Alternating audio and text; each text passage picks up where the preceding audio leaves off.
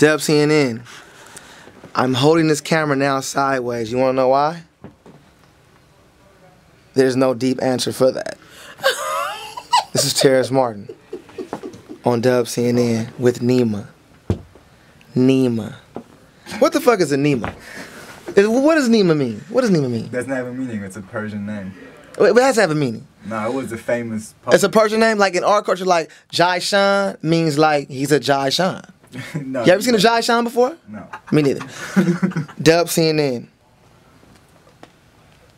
Love whoever you love. Make love. And you could use a lambskin condom too. But it won't protect you from AIDS. That's hard. What do you have to say about that? I just smile and nod like I don't even understand. Shout out to Nima. Shout out to everybody at Dubcnn. I'm Ill Camille. Oh, wait. Can I talk to all the cool bloggers, the people that be saying mean things about me on Dubcnn? You want to talk about them again? I talk about them a lot? Oh, yeah. Last time you said something about they don't get no pussy, you go to their town and fuck they bitch or something like that. No. Okay, now I have a new thing with them. You know, people say, I love my haters. I don't like the haters. But it's like, you guys should be more open-minded. Like, I see a lot of things that people say. You guys say some mean things. And it's not cool to say mean things because they hurt artists' feelings and we stop giving you guys good music. And also, IP numbers could be tracked.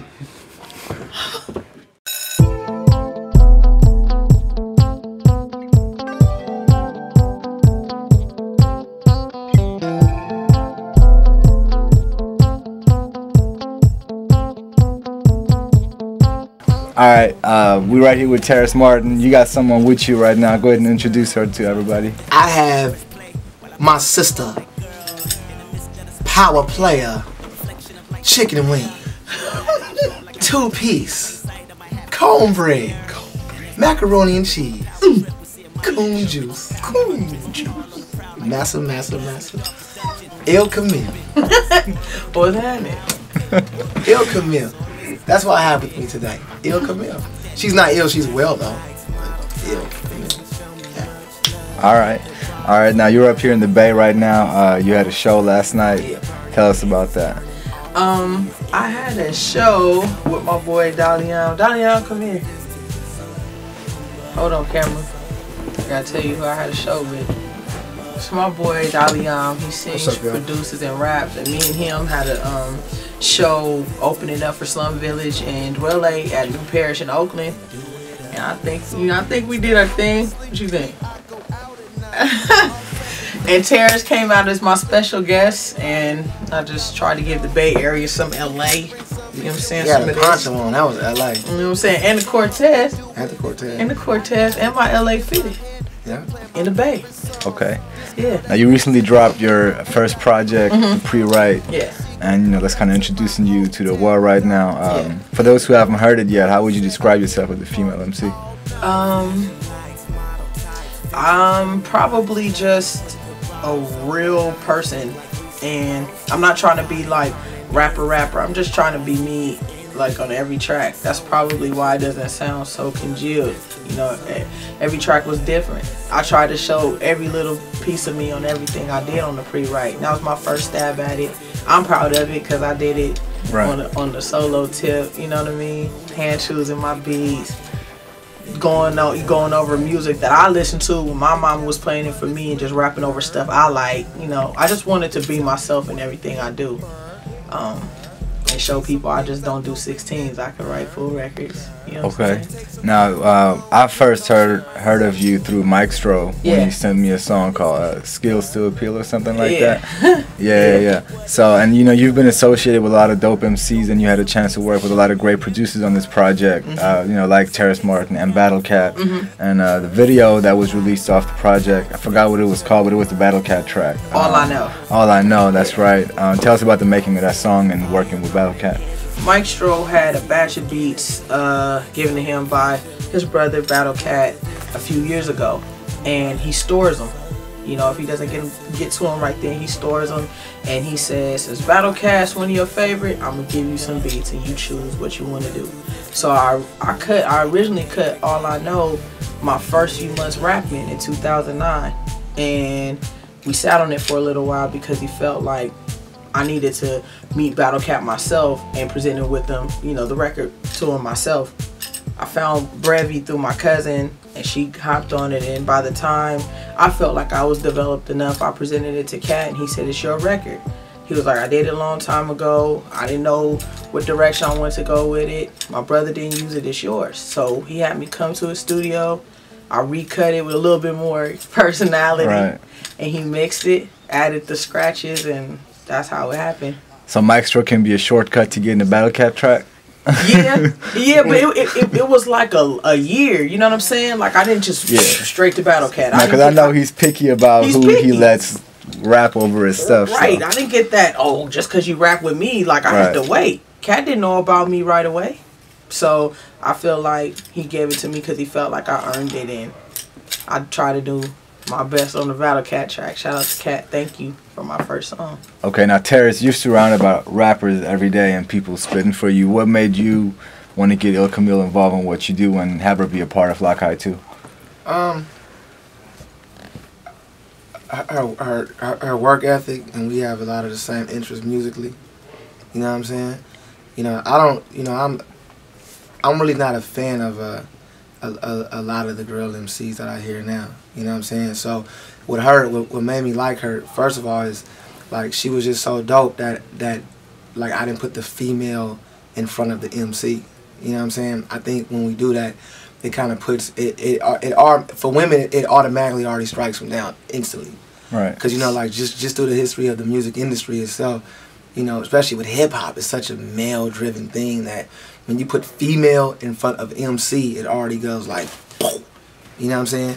So the fact that she was just cool, and, you know, like she really understood how to write full structured songs, good topics, not hella raunchy, not, you know, what do they call it, turned up music now? Is that what they, right. You know, put my seatbelt on.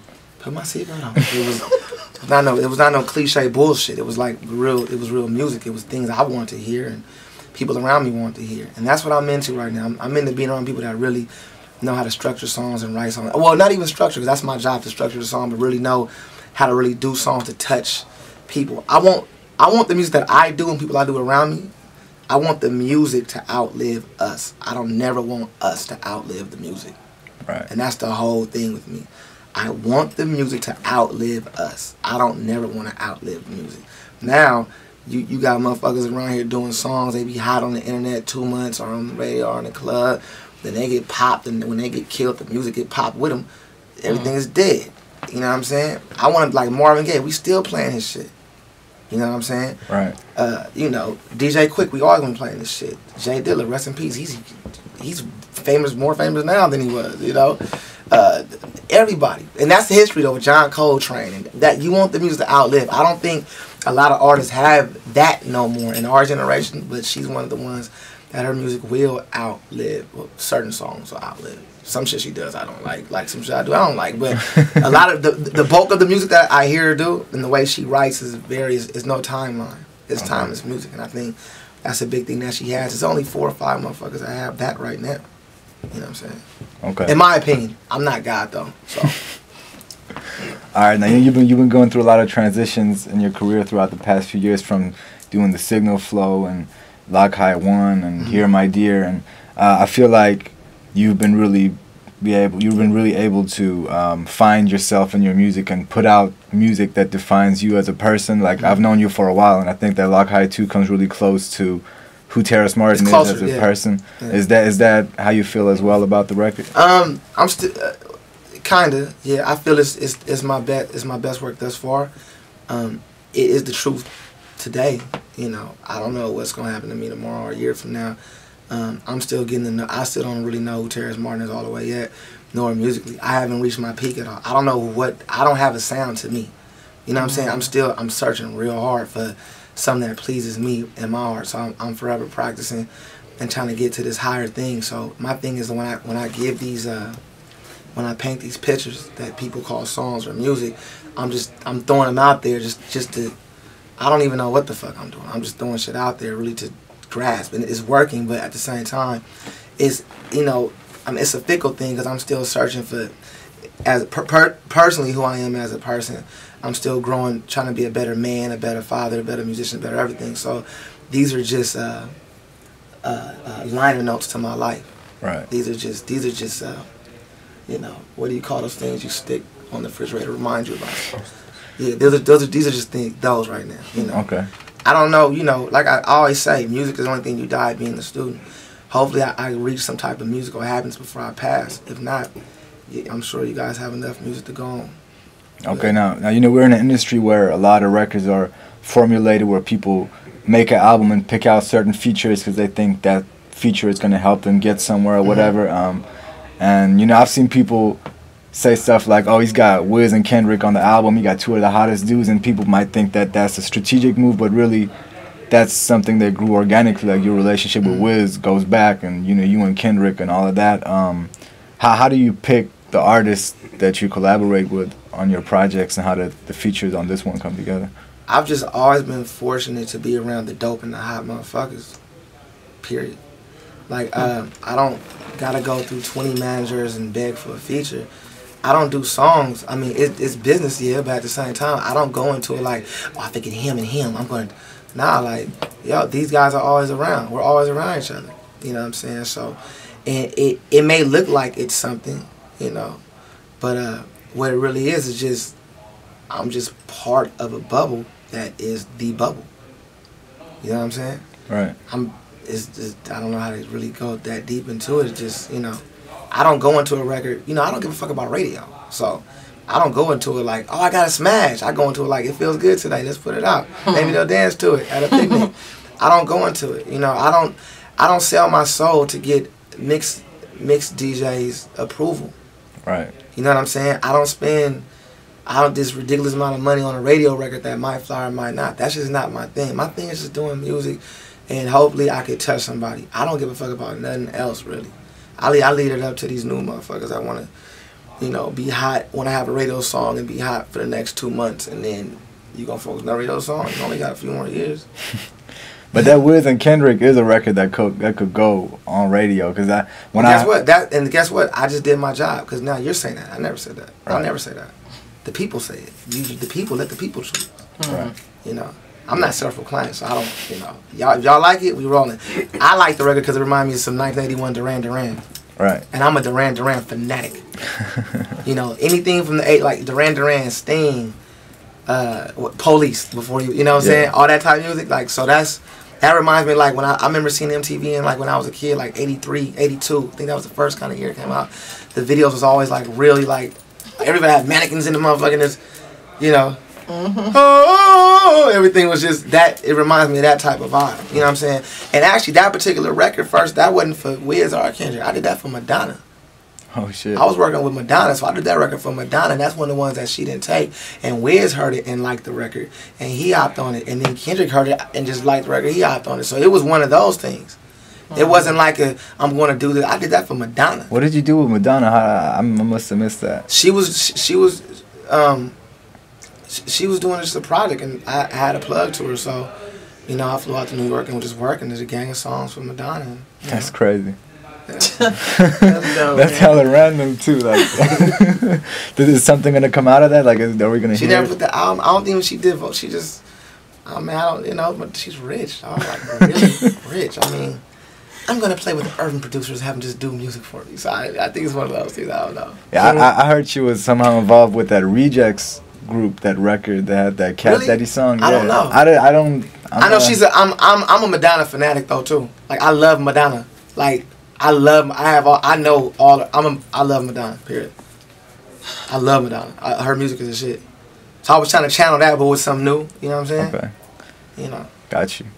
All right, so, you know, Locke High 2 is out. The pre-write is out. What's the next thing that, you know, both of you are focusing on? I don't know, man. I'm just going to practice on my saxophone. All right, so I'm going to help you out. You got the 9th one. You got a project with 9th Wonder. You know why I'm not doing that? Because we talked about how we hate when does that. This record, this record, this record, this record, this group, this group, this group. Right now, I'm on the Operation Push for Locke High. I am a Christmas album though. I will say that. I have a Christmas album coming out. It's just saxophone and piano. It's just warm songs that if you celebrate Christmas, or if you don't, you'll still love it because it's a warm vibe. It's warm songs. You know what I'm saying? Warm songs that you could just wrap gifts to, or wrap your lover up to, or I don't know, talk to your lover and make love and not war. It's one of those type energies. Okay. What about you? I'm still pushing both projects because those projects help develop me. Locke High gave me an opportunity to write, not just be an MC or a rapper. It showed the side. And the executive. She was a little executive on that. She did the artwork for the album cover, the pictures and everything. Yeah. He gave me, the opportunity to get my little shine on. So I push it. Plus, I'm proud of it. Like, it's dope. Even if I had no part of it, it's the music I listen to. So I'm pushing Locke High till the wheels fall off, and I think records should be pushed more than a month or two. Have you made love to Locke High yet? The new one? Have you had sex in any of my records before? Yeah, Here My Dear. Really? That's the record I met. When I met my girl, was the week that Here My Dear came out. September 28th. Dang. Probably so. When I was coming back last year, so I know it's kind of weird because that's a record about breaking up. Yeah. But there are some love songs. There's some love songs. Yeah. There's some love songs. What about the sexy? You didn't do it the sexy V? I made love about the sexy V.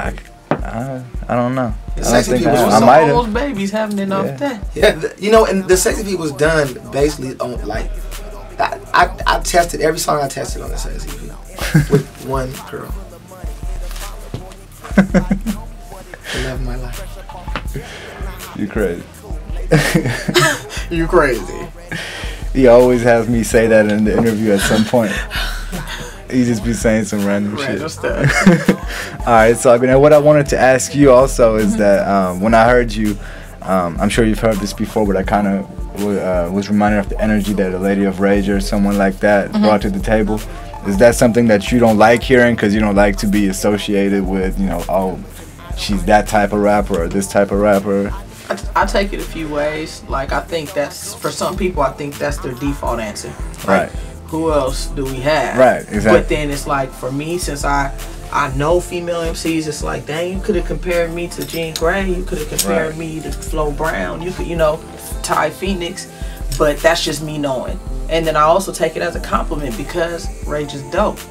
You know what I mean? Like, that's, how they talk about the New West and the veterans, like the Snoops to the Kendrick comparisons. That's my Snoop. Right. Because Yo-Yo, you know what I mean? 5 Footers, Rage, that's Cognac, that's my forefather.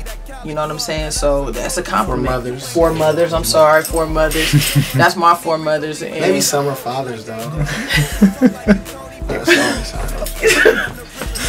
But you understand what I'm saying? Like, I take it all 3 ways. It's all depends on who's telling me. You tell me that, I'll take it as a compliment. I know where it's coming from. Okay. And she was aggressive on the mic. Rage the best though. Oh yeah, she was just on that BET Cypher. Rage is.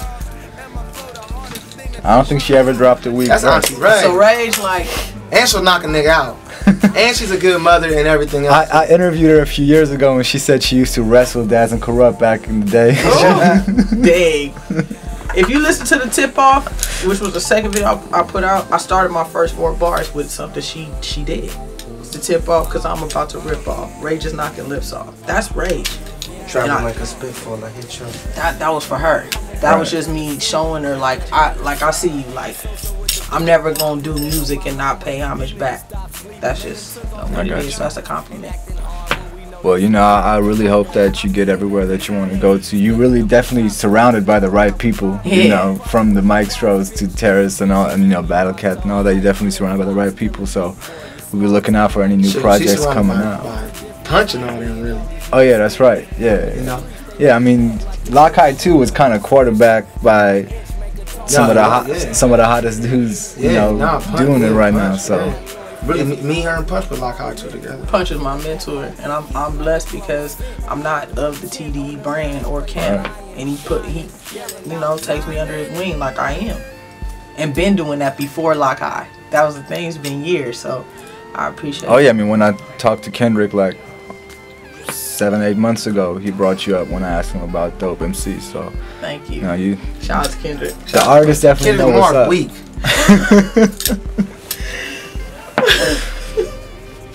I'll serve him on the mic right now. Kendrick, if you see this, I want to battle you right now. That is all. He said, "In the hand." I think we gotta end the interview on that note. Huh? After I serve Kendrick, I'm gonna serve Ab-Soul, Schoolboy Q, and J-Rock. I'm battling everybody on camera. It's over. Is Ill Camille gonna be writing your shit? And Punch. Damn. Ill Camille Punch gonna be writing it.